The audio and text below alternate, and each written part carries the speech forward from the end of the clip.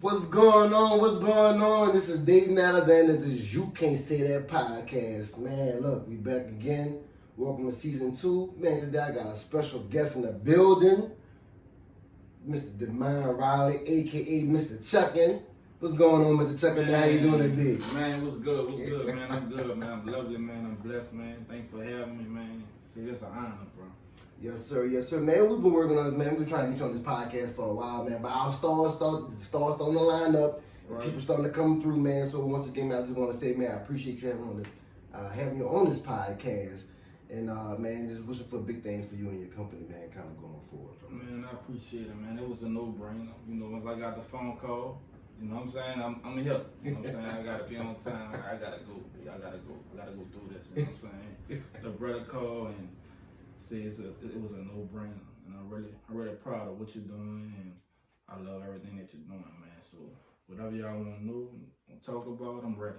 I'm ready for it. We sure appreciate it, man. We sure appreciate it. So tell us a little bit about yourself, man. See, we got you, man, from New Orleans, from 7th Ward, New Orleans. Yeah. Some former basketball star at Warren Easton. Yeah. Warren Easton. Now you're a CEO of your own company. So, man, just kind of give us like a backdrop of who you are, man. Like where you been, where you going, man. Just let the people know.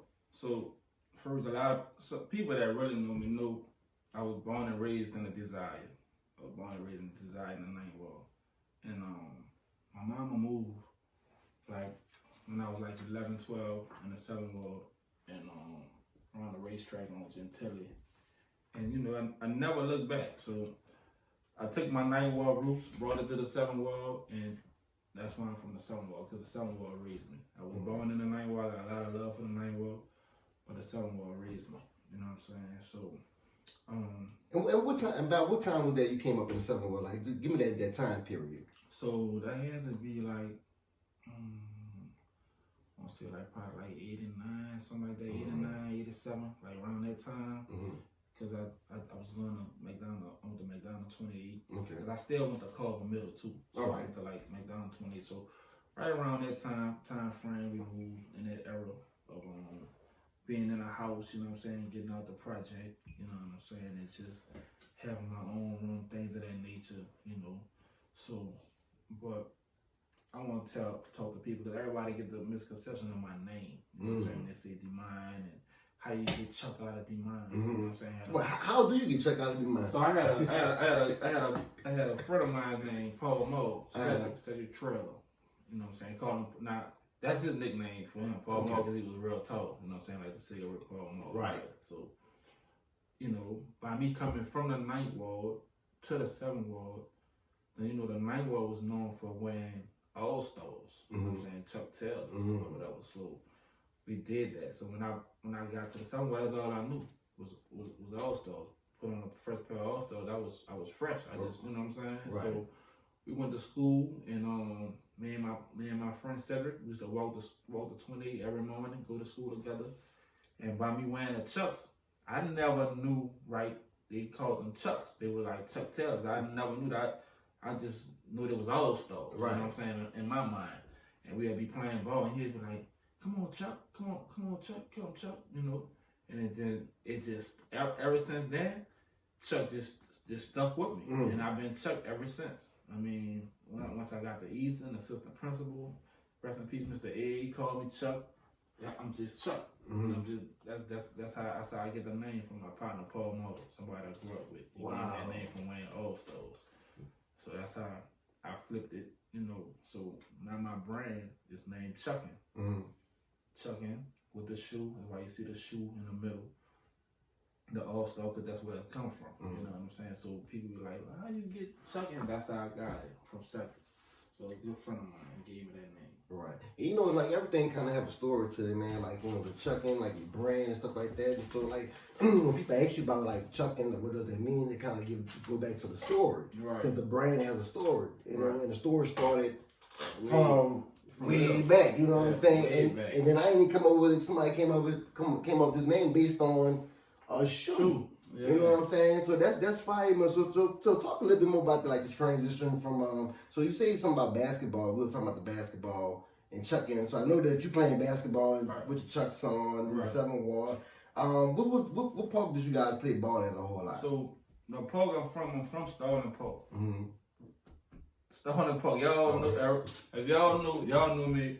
I'm from Stone Polk. Don't get it twisted. Big Four, me, Bo, Randy, and Ronald. You know what I'm saying? From all Stone Polk. It's to walk there from Gentilly to Stoughton. I stood probably about 3 or 4 blocks from the park. Mm-hmm. So I walk there every day. You know what I'm saying? And our stock rose from being on that park. That's the only park, like one of the only parks in the city, right? Mm-hmm. That they played whole court basketball at. Like you go to parks now and you go to some gyms and they playing half court basketball in there. Mm-hmm. Like to Miskey, it was a half court thing. You know what I'm saying? When you playing on Starling Park, you had to have your 5. You had to be ready to play whole court. You had to wait your turn. Mm-hmm. You know what I'm saying? Because they had OGs out there that was better than you. You know what I'm saying? So when it was your turn, you didn't want to come off. Right. You know what I'm saying? So you had to be good. You had to raise your level of play. Mm-hmm. You know what I'm saying? We did that. But Starling Park, that's where I'm from. I mean, we played at all the parks. Mm-hmm. You know what I'm saying? Like, I'm known for playing basketball, like, at all the parks. We played in leagues, but mainly we was, like, real park guys. You know what I'm saying? We played for school, but we was mainly real park guys. Starling Park was our, if you came off Starling, mm-hmm. you knew what time of day it was. You know what I'm saying? If I got to play against Ronald Chuckin, well, rest in peace, Randy, then you know what time of day it was. You went winning. So you guys had, that top 5 of guys, so you guys kind of like, y'all kind of like ran the park. When they seen y'all come on the park, they knew that they had to bring the A game. When they seen y'all 5 come on. We mean business. Now, don't get me wrong. Like we done played against some real, like, I don't want to sit here and say like they ain't have nobody that can mess with us or nothing like that. But you know, they had like people like Karate. You know what I'm saying? Clyde, Clay, Maul that 18, Maul, Lino, all them guys. They had a good group of guys out there. Peaches. Mm-hmm. They got a lot of people that came from the Elba Quest. You know what I'm saying? They had a lot of people came from there. Well, you had to be able to bowl to get on. You know what I'm saying? But when it was our turn, when it was our era, when it was being around in them time, nobody wasn't messing with us. You know what I'm saying? I won't say what I really want to say, but you know, they weren't messing with us. You know what I'm saying? Well, you know, this is You Can't Say That podcast, so you can say what you want. All right. Say what you want to say. All right, baby. Yeah, I just want clarification. They weren't fucking with us. Straight up. You know what I'm saying? But, you know, other folks, you know, like, they had Comiskey. Mm-hmm. Shout out to Jeff Davis. They had a lot of comp on that poke for the city. It was just half cooked. Mm-hmm. You know, it had something called, a lot of people don't know, had something called Beef Wednesdays. Mm-hmm. So Wednesdays, they was coming out there with their best food. Mm-hmm. I mean, we was leaving work, you know what I'm saying, catching a bus, doing whatever we had to do, walking from across the bridge just to get to get in line, just to make sure somebody get winners so where we could get on. We playing against top people like the coach from St. Aug Mitchell, mm-hmm. St. Aug Mitchell now. We played against Greedy, Kenny Dice, man, my partner Chris was nice. Mm-hmm. Man, Atlanta, Chris, Wayne, man, a lot of James. So it just keep, and I could go. It was a list of dudes that really played. If you played on a poker and you played Beef Wednesday, then you know what I'm talking about. Mm-hmm. Like you're a baller. If you know what Beef Wednesday is, you're a baller. Mm-hmm. If you ask a dude about Beef Wednesday and he don't know what that is, he not no baller. Greedy Dames, you know, we played against like top players, you know what I'm saying, on the poke, you know what I'm saying? That was the high game. Spud, I mean, man, it's a list of people that was great, mm-hmm. you know what I'm saying, that we played against, so, you know, and they knew, you know, we brung it, you know what I'm saying? Like, we stood our own, like, we respected. Right. You know what I'm saying? And that time was different, man. Like, like nowadays, like the kids, you know, the kids play basketball, the kids play football, a lot of travel sports, stuff like that, though. But we don't see like a lot of kids like in the streets like we used to be like playing football, like you know, like you were saying about basketball, like you don't see like a whole court full of people just playing basketball and competing, because now everybody like it's virtual playing on the game and stuff like that. Yeah. So talk about how epic was that? Because it sounds like some like New York Ruckus type stuff. You know what I'm saying? When you go to the park and everybody's live, you know, like the atmosphere is nice. So tell us a little bit more of the atmosphere about playing ball back in those days in New Orleans on the park. Because you known for that, mm-hmm. right? Like you well respected in the city. people knowing you wherever you go at, somebody gonna know you for that, right? So you want to be known. So that's just the normalcy. It was in style. Whatever they doing right now, like the game and being a gamer. So you got kids that just watching. They'll turn on Twitch and just watch somebody play the game because that's the era. That's what's in style. What was in style was being cold in basketball, being a baller. You know what I'm saying? Being known for that. Like somebody see, oh, that's Rowley and Chuckin. They good in basketball. So you won't be put on a pedestal when somebody see you and be known to be cold in basketball. That just was the thing. You know what I'm saying? So it was a no-brainer to be outside. Cause we was outside. Ain't no virtual. We ain't into that. We ain't into the game. You know what I'm saying? We get our news from the street. You know what I'm saying? That's what we got out. That was our Instagram. That was our Facebook. You know what I'm saying? That was our TV, really. You know what I'm saying? Just going out there and killing. And just for bragging rights. So when I see you, I see you, now we beat y'all. You know what I'm saying? You can't tell me nothing. You can't come talk to me crazy. You know what time of day it is. Right. We done beat y'all already. You know what I'm saying? Y'all want y'all rematch? So it's just you waking up every day to go kill. You know what I'm saying? And I just was with a group of guys that had the same drive I had to play the game. You know what I'm saying? And play it like I like to play it and wanted to win.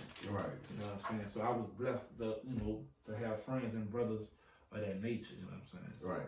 So tell me about tell me more about the top five, because like with any good person, man, you got a good team of people, and like we run through people in our neighborhood, whether it's maybe a cousin, you know what I'm saying? Maybe we went to school with somebody, we met somebody, and they cool, and be like, man, let's link up and let's travel, you know what I'm saying? So tell me a little bit more about how that five came together. Where you guys know each other from, how it came together, and how y'all end up becoming like that good park ball team, like playing together. So me and Ronald played against each other when I told you I stood in Desire when I was small. So Biddy Ball, I played against Ronald. Ronald played for Comiskey. Comiskey always had an A and a B team, and it was real good. I ain't gonna lie, it was real good. Tevis Stokes, everybody knew Tevis. That was the man. Ronald was the man. Ronald was like Mitchell. So they had a nice team. So I knew Ronald from that. Fast forward, I had a brother that played for Landry, Randy Strahan. He played for Landry and he played for Walker. Right? So that's my brother on my dad's side. That's my dad's child. And we never had met, you know what I'm saying? As I'm growing as a kid, we never met. I met him as a teenager, like 18 years old. When looking for him, he was working in a fudgery. And we hooked up, exchanged numbers. Like, man, that's my brother. We brothers, I heard about him that he could play. My cousin told me, that he played for Landry, and he was like, he was gonna come and see me and stuff. So when he came, by this time, me and Rowley had went to Easton together, and we met LaVoy. That's when we met Voy at Easton, our 10th grade year. And we all gel, we all hung. We go sleep at around the house. We go sleep at Voy's house. They might come sleep at my house, and we just stuck, like brothers ever since. You know what I'm saying? So that's how that alliance, came about. And we played ball together at Easton. Ronald wound up leaving, going to St. Louis for his senior year. Me and Vo stood on the team. We rolled it out. That summer came. Ronald came back home. And then my brother came around. And once my brother came, we all just fell in together. Like four brothers. We hung together, we ate together, we did everything together. We traveled together, so it was a no-brainer when we get on a park. It really was a big four. You know what I'm saying? And we picking somebody up. Right. So it was a blessing for whoever was playing with us. You know what I'm saying? Like, all right, well, I'm about to play around in your mind now. It's over. They ain't leaving until the lights go off. Right. You know what I'm saying? So that's how that came about. You know what I'm saying? From high school, and I just been knowing around since Biddy. So Biddy Ball. So that's my brother. You know what I'm saying? So that's how that came about, and we kept it tight. Like we never fell out. You know what I'm saying? You might see somebody hanging with somebody. We still tight to the D. You know what I'm saying? So, what's so crazy about it? I see y'all pictures, man. You know what, dude? And I'm like, man, you know what? I have friends too, but me and my friends ain't that close, because everybody stays in different parts, and people and stuff like that. But y'all, when I see y'all be, man, like, I'm like, damn, bro, that's one perm. At one perm, all of us was in another state. You know what I'm saying? Ronald was in Houston, I was in New Orleans, Bo was in San Antonio, and you still could not separate us. You know what I'm saying? You'll see us on stuff and you'll be like, damn, they still hanging tough like that, but that's just what we do. Right. Like right now, Boston and San Antonio, but you still gonna see pictures of us currently hanging. We just was in Vegas chilling, you know what I'm saying? Just doing things, you know what I'm saying? And we just came, the last time we was together, all of us, was for my brother's funeral, for Randy's funeral. Okay. When Randy passed. So it's just 3 of us now. Yep.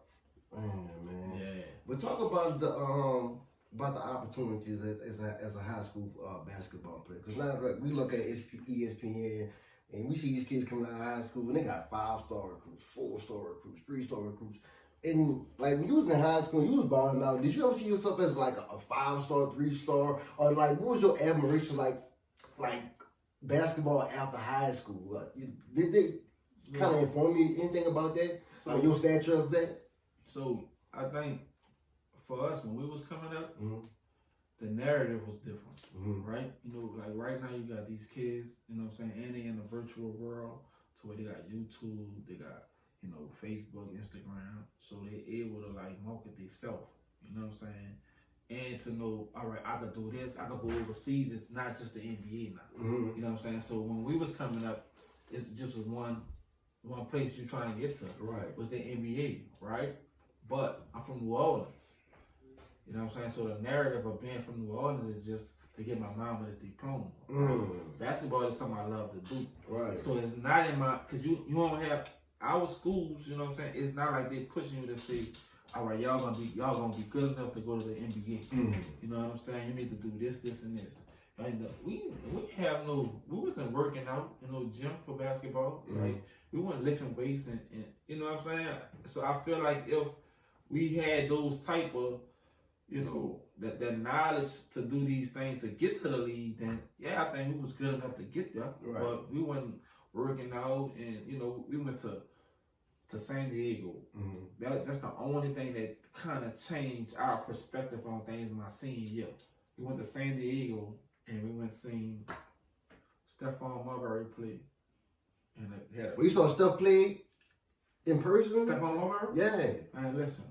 You listening? I'm listening, bro. We all listening, bro. Man, we gotta listen to this shit here, man. What you got? Check it out. We was in our Above the Rim tournament at the Red Lion Reebok Above the Rim tournament, right? We stayed at the Red Lion Hotel. That was the hotel in we was in San Diego, California, right? So we go into the game, and we got these Above the Rim shirts on, so we getting the game free. So once we get in the game, the gym is so packed. Now, mind you, we in California, right? So their schools compared to our schools.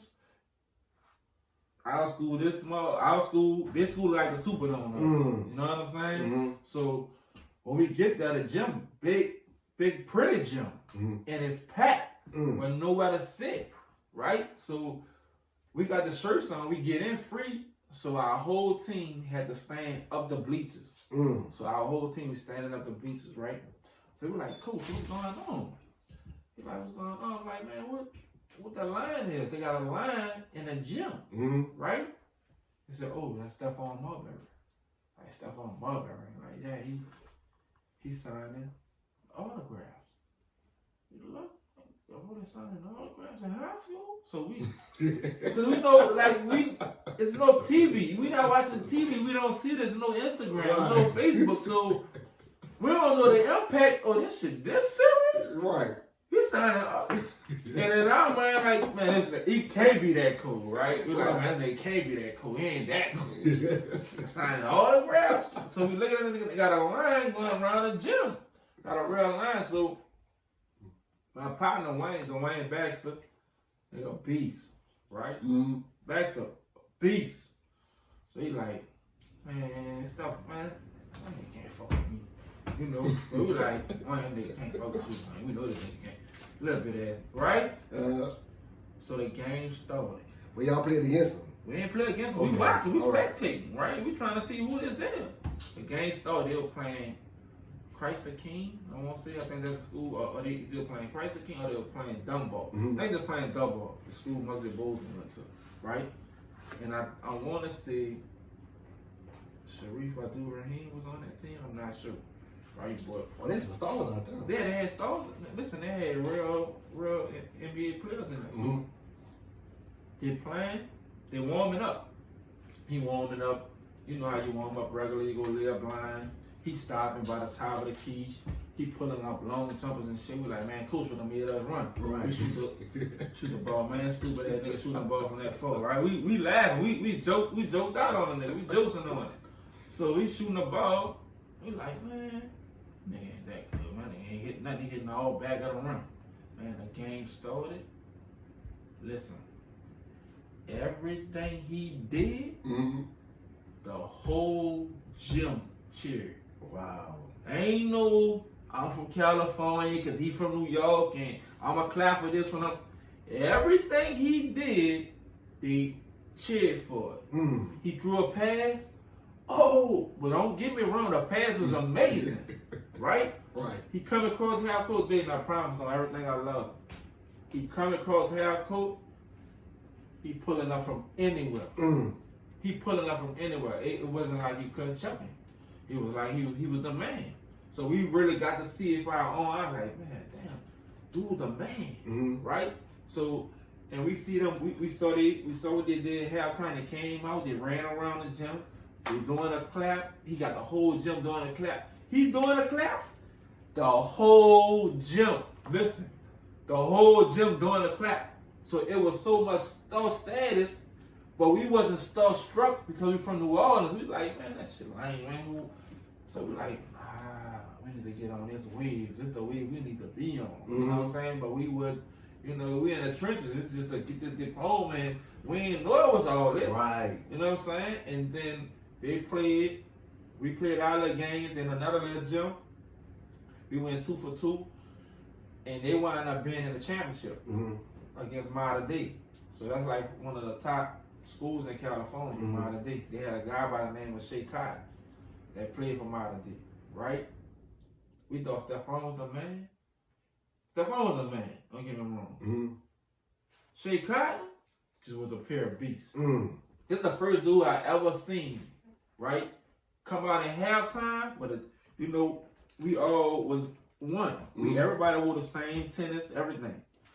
He came out at halftime with a pair of Jordans in high school. Fucked us up.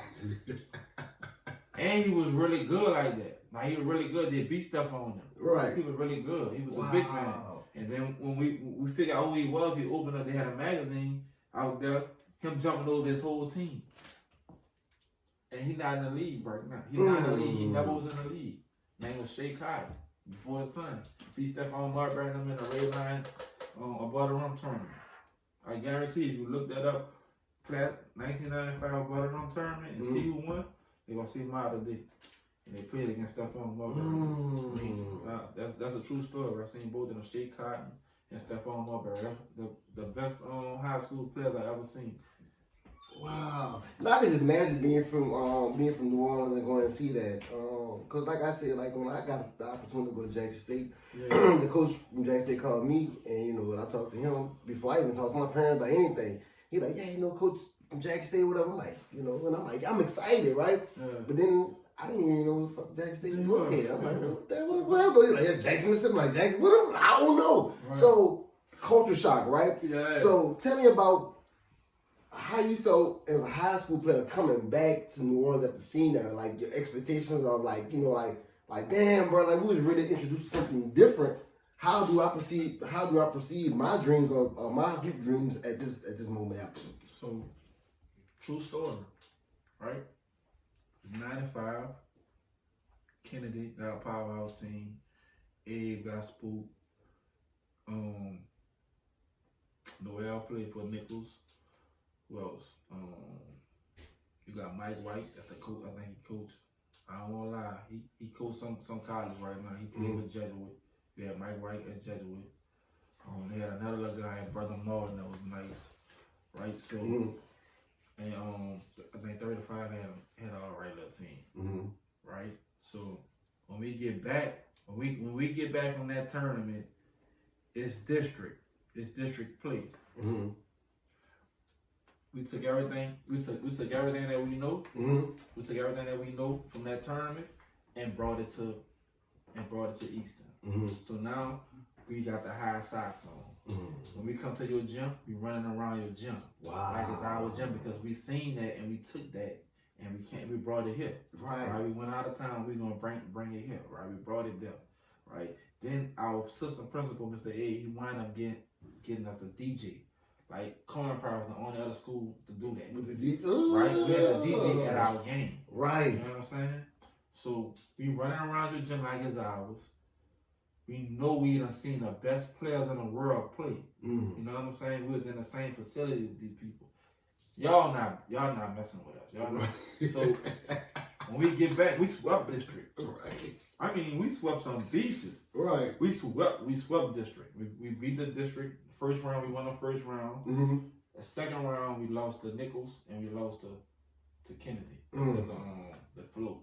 And then we wound up playing Kennedy for the district championship at Ben Franklin. And I just seen the coach in the barbershop. Mm-hmm. We wound up beating them, so we won district. So we took that experience and came back and we won district. We was number 5 in the state that year. Wow. So we the most winning team in Eastern history.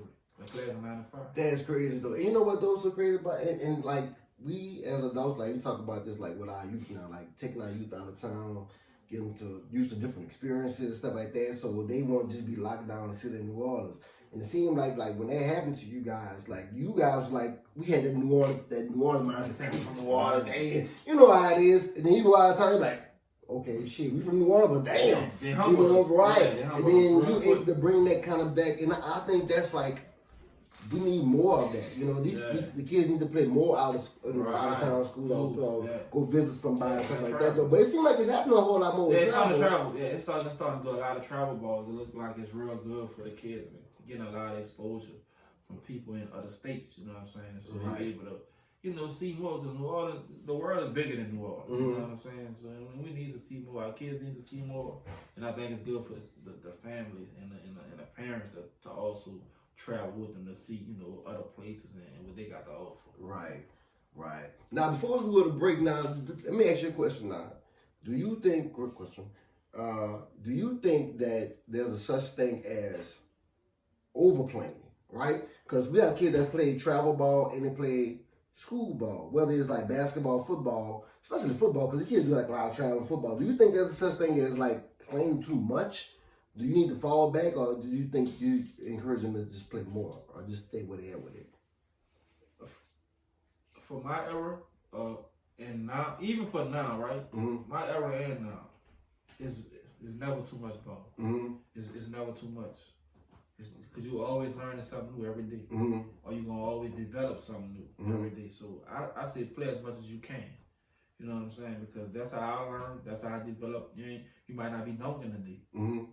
I missed a game tomorrow. That probably was going to be the game that you dunked in. Right. You know what I'm saying? So continue to play, overplay, whatever they want to call it. Mm-hmm. I'm a big fan of just playing every day and keep playing until you can't play. You know what I'm saying? Mm-hmm. Because there's going to be a time where you can't play. And then what? You know what I'm saying? So I don't think, for me, it's no such thing as overplaying. I just think the experience of you playing every day, you're going to learn something new, and it's going to better you. That's real talk. That's real talk with Mr. Demoinde, a.k.a. Chuckin. Chuckin merch, baby. We're in the building. Man. We're going to take a break. We're going to come back. We're talking more about this merch, man. Because I got this fire shirt on. That went from Chuckin, man. Ooh, that bitch plucky, too. I feel good in it, though. And we're going to talk more about this merch. And what's going on, man? And what's the I guess like what's the future like for Chuckin brand? You know what I'm saying? Like what you trying to accomplish, man. So we're gonna come back to you guys once again. This is Dayton Alexander with You Can't Say That podcast. Oh, this your boy Demoinde, Chuckin merch. You can reach me at chuckinmerch.net for your CMOs, photo booths. I even got CBD water. Shout out to Dayton Alexander. You Can't Say That podcast.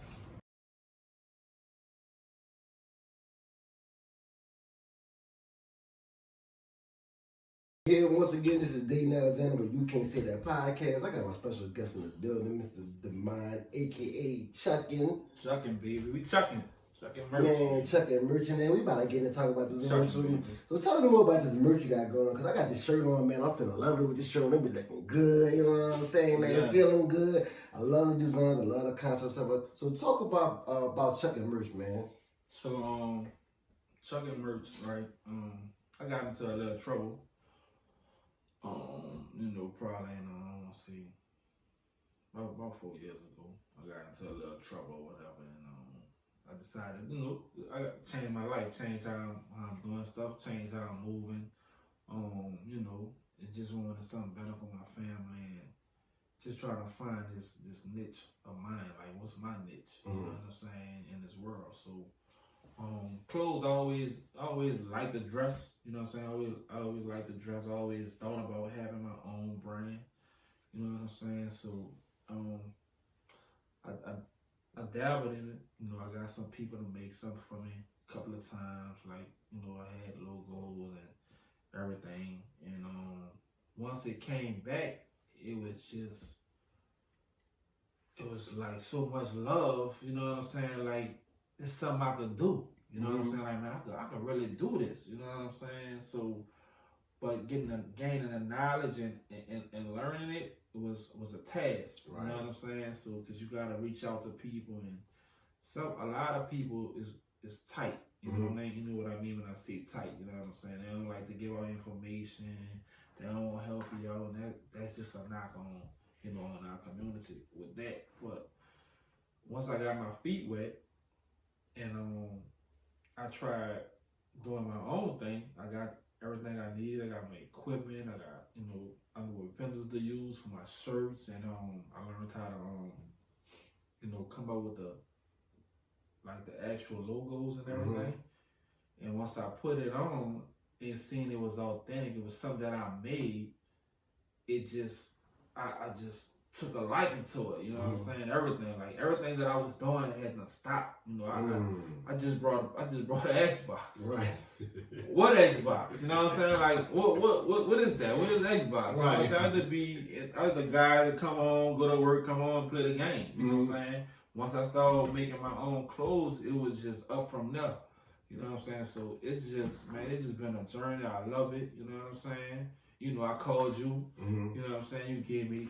I'm talking about, like, without you, I wouldn't be here. You know what I'm saying? If you wouldn't have been doing your thing or whatever, and when I reached out to you, you gave me everything that I need. You gave me the blueprint. You know what I'm saying? I took the blueprint that you gave me and I ran with it. You know what I'm saying? So, and I appreciate you for that. You know what I'm saying? Man, I appreciate you. I appreciate you, man. I appreciate you saying that, though, because, like I said, like, we in the days where people don't give, like, those kind of props. And, you know, and it just feel good kind of hearing that from you that I was able to give something back to the game too. You know what I'm saying? Give you your flowers. You got it. Most definitely. DB brands is, you know, just to see other people doing stuff, you know what I'm saying, is motivation, right?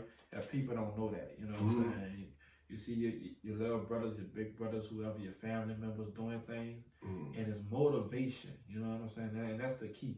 You know what I'm saying? And you able to go to some people and they can point you in the right direction, you know what I'm saying? Because I just felt like, for me, I would take a bad idea or something that'll land me in jail again, and I'll run with it. Right. Like, if you come into me with an idea that is illegal, I'll do it. Like, it's a no-brainer. I put my money up on it and just do it. But when it's something legal, we all hesitant. Right. You know what I'm saying? So I had to break that cycle on, you know, like, when it's something legal, all right, let's do it. You know what I'm saying? And then once I started doing it, it's for me. Right. You know what I'm saying? I'm the best. Right. You know what I'm saying? Like, it's for me. I don't think nobody could deal with me in this. You know what I'm saying? And I'm just starting. Right. You know what I'm saying? So I know once I really get like a good 10 years under my belt, it's over. Like, my head came mastered. You know what I'm saying? And I gave you props on it, man. I seen your stuff. I said, man, bro, your packaging is nice, man. You got nice bags and stuff like that, man. I don't know if y'all can see this shirt, but I'm showing the shirt to the camera. But I'm trying to. Nice spring line right there. It's nice, it's authentic and stuff like that. As a youngin', because I came up with you guys, I was a couple of years behind you guys, and I really did admire you guys' style, man. Like, you know, around, man, I had that stuff that I just wanted to emulate, man, because my parents didn't buy me that kind of, fashion, you know what I'm saying? Right. And I think that's trying to make my brands kind of like what it is today because like I really had to just be myself. Right. So I couldn't have like the fresh clothes on, like, oh yeah, I wasn't known for. I was known for just being a cool ass person. Right. So what's your inspiration behind your fashion? Like what does that come from? Like your mom, dad, besides? Tell us more about your fashion background. So my mom, like, man, I mean, like she kept me nice. Mm-hmm. And I mean nice, like not saying I was in high-end clothes. Mm-hmm. I wasn't in high. I wore Levi's. You know what I'm saying? She kept me with the nice plaided shirts. You know what I'm saying? I was a kid when I went to school. I had on penny loafers. Mm. You know what I'm saying? Like the penny loafer with the Lee jeans and a plaided shirt. You know what I'm saying? So my mom, what little that she had me nice. You know what I'm saying? And she ain't have much. She got 3 kids. Single mother, you know what I'm saying? And I wanted the high end, but my mama made it to, all right, they got on Gucci's, all right, you got on Rockpots. You know what I'm saying? So, but you look nice. I look nice. I'm gonna put it together. You're gonna look good. They're gonna have on Ballots. I'm gonna have on Colorado boots. You know what I'm saying? With a Gap jogging. You know what I'm saying? She did her thing for as dressing me. You know what I'm saying? So I always took her like in the dressing. And so when I became a man and was able to provide for myself, I was up there with the greats and dressing like if you know me, you know, oh, he could dress. You know what I'm saying? Like he be nice. You know what I'm saying? He always have on nice. I'm talking on a regular day, and I just come outside like that. You know what I'm saying? Matching whatever, putting it on. So it was just once I got my own thing, and to give people some of yours that you created. Man, it's a different feeling, right? Especially if somebody that's not fortunate to have something or want something. You see them 2-3 days, he had the same thing going. And if you could change that cycle, here you go, my man. Right? You know what I'm saying? So man, it's just a blessing to do this, man. I swear, man, I love it. I love it, bro. Man, that's awesome, man. Cause you started off with the Chuckin shirt. Cause everybody, we all got the original shirt, right? The throwback shirt. That's what we start off with. And then we kind of take our brand and venture on to some different type of designs and style like that. So what's your inspiration behind your designs and style? Cause I have a shirt on with a flower on it. Right. Looks, man, feels great, man. Everything about it is great, man. So tell me a little bit more about the flower on the shirt. What's that? So the flower was really based on, I was coming out I'm getting ready for spring. Okay. So, it's New Orleans, so we don't really have a real winter out here. Right. You know what I'm saying? So granted, you might sell a couple of hoodies, a couple of sweatshirts, but it's gonna be t-shirts and probably joggers for the most part, where you're gonna make your money. Right. So I wanted a shirt that stood out and had that flower look to where it's unisex for a man or a woman. You know what I'm saying? Which a lot of women buy my clothes, you know what I'm saying? Like my sweatshirts. And I got shout out to the women that buy their Chuckin and pillow. Shout out to y'all. And I got a couple of guys that buy from me, but shout out to them too. But a lot of women purchase my merch. So I wanted to really be unisex. You know what I'm saying? So where you're comfortable with it on. You know what I'm saying? So the flower is just a perfect unisex, leaf, whatever you want to call it. But the spring was coming, so I said, let me do this line and bring this over here to Dayton. And nobody had that shirt. You're the first person with that shirt. Yes, sir. So, that's my idea of the flower. I was just trying to go with the season of it. You know what I'm saying? So, man, that's great though. And I'm glad you thought about it in that perspective. Like, man, let me bring this shirt to Dayton because what I was thinking, and just real shit, you know what I'm saying? When I see your shit online, I'm like, I will wear one of those shirts. Right. You know what I'm saying? I'm like, dang, let me give me one of them. Because, like, I wear a lot of my own shit, like 24/7. Brains through the slow. I mean, the brains. But when I see your stuff, it looks more original. It looks more authentic. And then when I see other people's stuff, I'm like, this look like they just trying to make money. You know what I'm saying? And you can tell the difference between people who want to make money and people who put their heart into it. And you have that apparel that you put your heart into. Like, man, what's the drive behind that, man? I just like wilding people. Like, I just like to get an expression from somebody or a comment from somebody, and it means the world to me when somebody tell me, man, it look like it came out the store.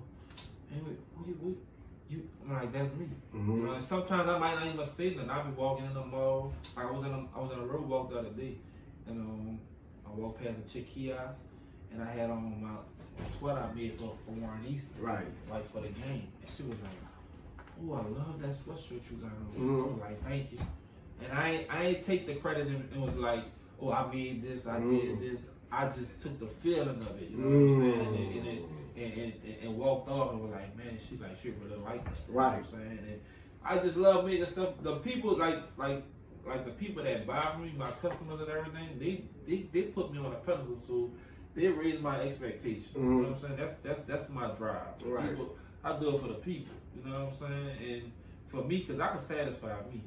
But when somebody tell me like, man, somebody call me and ask me, man, what store you got that sweatshirt from? He like, man, my partner made that for me. You know what I'm saying? He like, my partner. He like, for real? He like, man, something like it came out the store. Right. You know what I'm saying? And so that just keep me with the drive to keep me going. You know what I'm saying?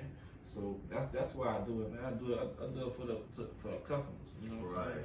And I don't think people understand like the whole feeling of like making something, like, you know, coming up with the concept, the design, you know, cutting it, pressing it, putting it on, and then you go to the mall because you're right. You got to test drive your apparel, right? You want to see what. I know I feel good, but what do other people think about it? So you take it up for that test drive, and then you come to realize that people really like it, so they kind of like say, you know what, I'm on to something, right? Yeah. So does that, I know it makes you feel good, but man, like where do you want to take your brand? You know what I'm saying? Like, cause we sell stuff to people, you know, our partners, whatever, you know, in the streets, whatever. But what's the next level for your brand? Like, do you really want to be in the store? You want to stay independent? You want to sell 1 million shirts? You want to sell 1 million shirts out your own factory? Would you like to be at Macy's? Like, what's the goal for Chuckin, the Chuckin brand? Man, it's to be nation. You know what I'm saying? I want to be nationwide with this shit. Like, no lie, I want to be nation. Like, if I'm putting my all into this, you know what I'm saying? And I got people rocking with me. I got people in Atlanta that want my brand. I got people in Las Vegas that want my brand. I got people in California. I got people in Milwaukee. I'm the profile picture with my brand on. So that just going nationwide means everything. Like, I won't be in the stores. I won't be high. I don't want to be low ball, but I'm gonna make it for the low ball. I'm gonna cater to them. You know what I'm saying? I'm gonna be rich. I'm gonna be wealthy off of this. You know what I'm saying? I got kids. You know, I want them to see. All right, my daddy did this. This is a way I like. We could do this. We can make it. We can make us some clothes. I can show them. I can get them a blueprint and show them how to take care of yourself. You know what I'm saying? You can always work for yourself. You know what I'm saying? So it's a lot. It's a lot why I do it. You know what I'm saying? And I want to be big. I want to be a big brand. I want to be on the billboards. Right. I want to be in Saks Fifth Avenue. I want you to go in there and say, "Oh man, Chuckin in here." You know what I'm saying? Right. And that show the people where you come from, and we all gonna make it. We all gonna be in there. You know what I'm saying? Right. We gotta support each other. We do. We can get there. We can get there. It's easy. We can get there. Right. We can get there. 2 things. First thing is that Dame Dash, right? Dame Dash say something about, because you know he sell clothes in retail. Right, yeah. I'll be watching. So he says something about the magnitude that they're just renting your clothes out because you lose so much money by getting all that inventory into the store. And you know, when we go to the mall all the time, we walk past shit all the time. Right. So that's just your clothes just sitting there and people just walking past it. To keep control of your brand, they keep it to themselves, right? So he like, man, look, so instead of putting my clothes into the stores, I want to sell it directly for me. That's one thing. Second thing is that the top brands, right, since 2022, the brands like Adidas and Nike, all them, what they're doing now, they're starting to recall their brand from these third-party stores because they're discounting the merchandise. Right. So they figure that, man, you know what, if we keep Adidas with Adidas, we can keep our price. So, what do you think about like your brand going forward and people you sell your brand to a store and they're discounting your merchandise opposed to you selling them the way you sell it now and you know and doing what you're doing with your profit on that? How do you feel about that? For me, it's almost like by me being a small business, right? So I look at everything as a plus. Whether if they discount it or not, right? So whatever I make it for, and I'm able to sell it to them for a profit, then I'm fine with that. Once they get it, whatever they do with it, I understand it's a business, right? But just like you say, but my merch is in your store. So regardless if you come in there and buy it or not, you seen it. You see me. All right, that's Chuckin right here. I walked in the store, Chuckin in here. I walk wherever they doing with it. I'm everywhere. You know what I'm saying? So I want to be everywhere. That's like going to I do pop-up shops all the time. I don't look, forward to going to pop-up shop and making a killing, because that's not what it's about for me. It's about networking, meeting people, and seeing what the positive I can get out of it. You know what I'm saying? So it's not always about the dollar or the amount of what I'm gonna make. You know what I'm saying? If you know about Chuckin, then all right, we good. Right? I'm in this store. Man, they got Chuckin. I ain't gotta call them. They got Chuckin right here on the knee. I could just go. It's convenient. It's a conveniency for me, right? So now I ain't gotta wait for you to hit me. I ain't gotta ship up nothing. You can go right. Look, I'm right here in the store over here. If you don't want to go over there to the store, I'm over here on the West Bank. I got a few merchandise in the West Bank. Regardless of what they doing with it, we had a deal. I sold it to you for a price. Why am I reneging on that?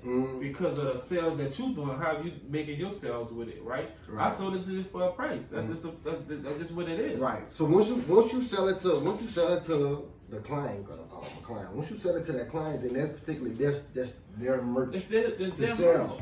Now, what do you think about the people that want the money on the back end, right? Like, you supply us with the inventory, we don't give you the money up front, we sell X amount, whatever, and then we kind of break you off on the back end. What you think about that angle? Or would you be willing to agree to something like that or do something like that? Again, when you a small business, it should be okay. Right? Adidas, Nike, I understand them feeling the type of way because they're a powerhouse, right? They feel like, all right, they undermining our brand. But for a guy like me, all right, here goes something, like we doing it on consignment. All right, here you go. And if you sell such and such, just give me such and such. I'm fine with that. Right. And I'm totally fine with that, because you know where I was selling that?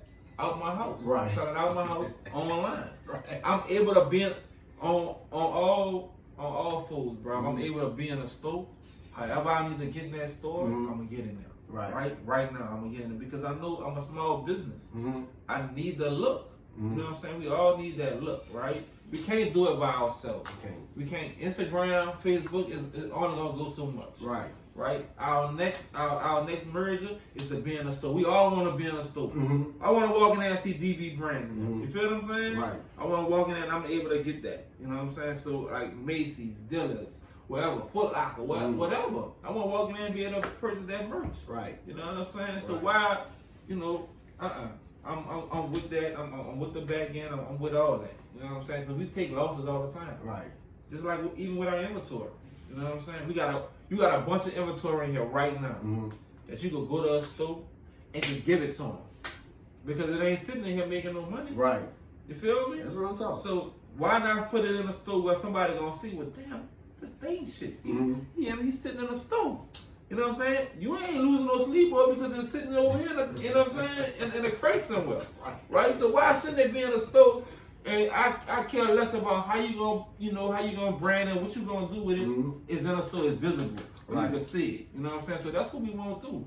We want to get to the next level by any means necessary, and we ain't cheating the game. Right. You know what I'm saying? We're really blessing the game. You know what I'm saying? Man, blessing it though, and like I said, like these stores, like like in our like we, right.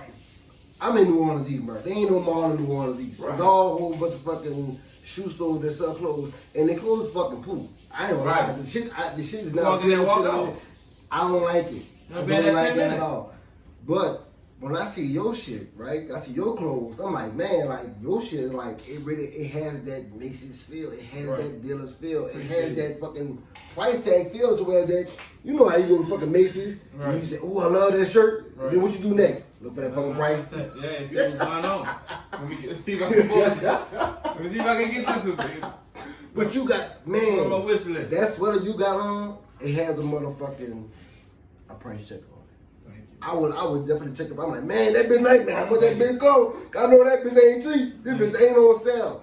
Right? I know bullshit shit when I see it, but your shit, man, your shit got that look and it had that feel. And I want to say, man, that I'm definitely proud of your accomplishments and how far you've come with this game, man, because most people don't take it that serious. You know what I'm saying? Another thing they don't do, let me tell you another thing they don't do. Now listen to this. If you out there and you producing, you able to make a t-shirt, right? Right. We get caught up in the whole, can you make me some shit? Can you make me some type of shit, right? So then we make our business, right? Man, can you make me 2 shirts? Can you make me 3 shirts, right? Now, being a small business person, right? We don't want to lose all the money, but at the end of the day, after some time, you realize like that shit's really losing you money than making you money. Right. Because it's always another order, another design. Right. Because they're not paying you they don't want to pay you the design and shit. Can you do this for me? Right. And then they say, oh, a t-shirt on supposed to cost $12. You want to come on now. So what you think about those people that's out there that has a brand, that has the quality, I guess the way to do what you're doing, but they're still doing stuff for other people? Like, what would you say to those people? So I applaud them because they're not forgetting where they come from. Right. Right, in a sense, right? But we gotta know that at some point in time, we grow. You know what I'm saying? We grow to a point where I can't do that. I'm sorry, I can't do it. You know what I'm saying? I can't do it. I got other stuff on my plate.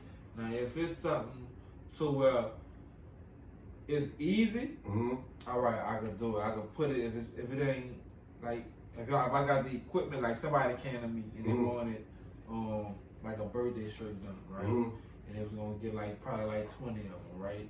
But I don't have the equipment. I don't have a printer. I don't do that type of merch. Right. You know what I'm saying? My merch is weed and vinyl and screen printing. You know what I'm saying? So I don't use the printer where you print out the picture and I put it on the shirt and you know what I'm saying? So that's not my business. So I gotta turn that down. Yes. You know what I'm saying? So what I would say to those people, if it's something you could do and it ain't hurting you, all right, do it. You know what I'm saying? Because all money ain't good money, but if I could take care of the small people, you know what I'm saying? Because they matter too. You know what I'm saying? Because I know that's where I come from. You feel me? So if you could do it, do it. But if you can't, it ain't no hard feelings. Like I had to turn it down. Like, I'm sorry, I don't do that type of work. I ain't there yet. I don't know if I want to do that because I don't like the look of the printer. Right. I don't like the printer look. The printer look not for me. Right. Not, you know what I'm saying? It's just not, it's easier. Right. You know, the dude told me it was easy. He was trying to explain to me how to do it, and but I just don't like the look. You know what I'm saying? So to each his own. You know. And a lot of people use that printer stuff. No, I'm gonna be honest with you, bro. A lot of people use printer stuff. Right. A lot of people, when you see it online, it's a whole like copyright shit, right? Like people be stealing like Disney designs. Like they be using shit like, oh yeah, look what I'm like, dude, like that's not it. Like that'll get you paid, but at the end of the day, like, come on, dog, like you really stealing like you rip off with Mickey Mouse, man. Like, yeah, I seen them show me a whole catalog full of other like like really like Nike. Then nigga won't do like, so like I got a good friend, so I'm like, listen, do you put your name, whatever it is, put your name on it. They making the money. All these high end brands. Well, I'm gonna do a Gucci knockoff, right? Because I know I can get the logo and I can put it on something. For what? I ain't into Gucci like that. Once you start doing your shit, that's what you gonna be into. That's what's hot. That's what's hot to you. Chuckin hot to me. Fan club hot to me. Alien vibes hot to me. Crash dummy. That's what's hot to me. What's hot to me? People following you. They're not following Gucci. They're not following. You know what I'm saying? They follow other people. Oh, you wearing Gucci? That's why Gucci hot. You wearing Louis Vuitton? That's what they don't know what Louis Vuitton that. Louis Vuitton can't even come. You could call me. I didn't brought a sweatshirt for me. And look, Chuck, man, you know my car broke down on him. I need a jump. Man, where you at? You just brought a sweatshirt from me. Right. I could pull up and literally give you a jump. You done brought this $1,000 shirt from dude, and dude came to come help you out with nothing. Can't do nothing for you. You know what I'm saying? So, yeah, it's to each his own, man. Like, That's real shit though, man. Hey, that's real shit though. Man, no, man. That's crazy though, man. But we at the part of the show, man. We just want to ask you a couple of questions, man, before you get out of here, man. You know, being from New Orleans, man, you know, we have a lot of, we went through a lot of different times and stuff like that, you know what I'm saying? From the time when we was young, you know, I'm an 80s baby, you know, 81, you know, to 2022 to where right now. So, I guess the first question I run by you, Mr. Chuckin. What's your favorite childhood memory of New Orleans, man? My favorite childhood memory of New Orleans? Mm-hmm. Man, I gotta see going to the Super Fair. In the Super Fair was like everything to us. You know what I'm saying? As a child, you know that, and probably that and St. Mo's dances. One of the St. Mo's dances, right? And St. Mo's, that was everything. You know what I'm saying? That was just a good time and vibing, able to, you know, cause as a child we was outside. Yeah. You know what I'm saying? We in Super Fair. You know what I'm saying? If I need some tenants to go to the Super Fair, I need to go do that. You know, you in there, you chilling with your friends, you walk around, you meet girls, you know. It's just, you just chilling, you just vibing, you know what I'm saying? Good vibe. Same thing with St. Mo's dances, you know what I'm saying?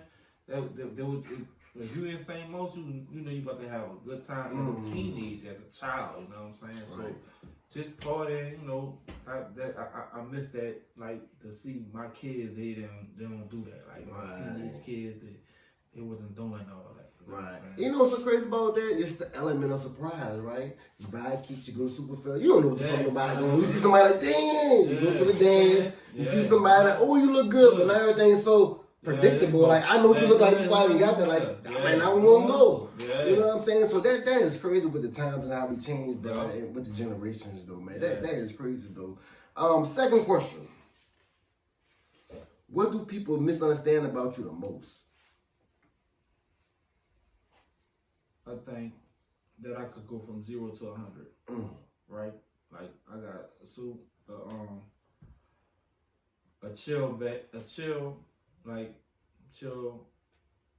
persona, you know what I'm saying? Chill attitude, like kind of nonchalant, you know what I'm saying? But just in chill mode, right? Just real chill. And I think some people take my kindness for weakness, you know what I'm saying? And it's not that, because I really could go from 0 to 100. You know what I'm saying? Real quick. You dig? So I think a lot of people play with that. Oh man. When it comes to me, that's a little misconception of, you know, oh, he quiet, you know, nah. All right, I'm man. like that. Last question for you, man. 30 seconds, man. What's your greatest regret?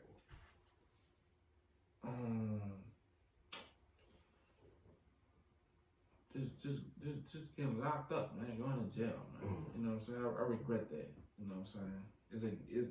It's a curse. You know what I'm saying? But it's a gift, so your kids won't have to go through that. You know what I'm saying? You can explain to them and let them know what not to do. You know what I'm saying? It knocks off your years. It knocks off, you know, your credentials. It put a damper on your life. So I regret getting busted and getting locked up and with these charges and everything like that. So if I could change it, I'd do things differently. If I could change it, if I could go back, I wouldn't sell drugs. I want to do that. I'll be this entrepreneur figure that I'm trying to be. I got a full boot, you know what I'm saying? Now I got a clothing line, you know what I'm saying? So that's my focus, on being the biggest entrepreneur that I could be, you know what I'm saying, on all levels. Whatever it is, I want to sell it. I got sea moss, you need sea moss, holler at me. I got the detox tea, you know, I do a whole bunch of things, so I just regret just getting in trouble and not knowing, you know what I'm saying, and not knowing what to do. That's what's up. Man, once again, man, shout out to Mr. Demoinde. Man, appreciate you, man. baby. We appreciate you, man, for coming dropping the jewels for You Can't Say That podcast.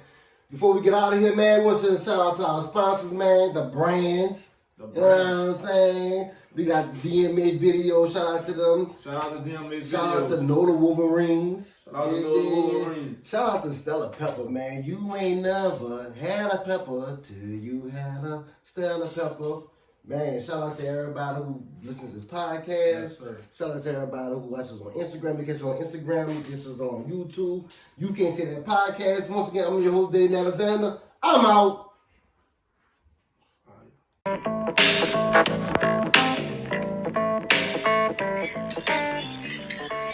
You Can't Say That podcast. That's right. This podcast is about the right to express your interpersonal thoughts and ideas to the world. The freedom of keeping the door open for conversation discussing deep issues that are impacting our society today. In other words, you can't say that. For more information, you can visit us at our website at youcan'tsaythatpodcast.net.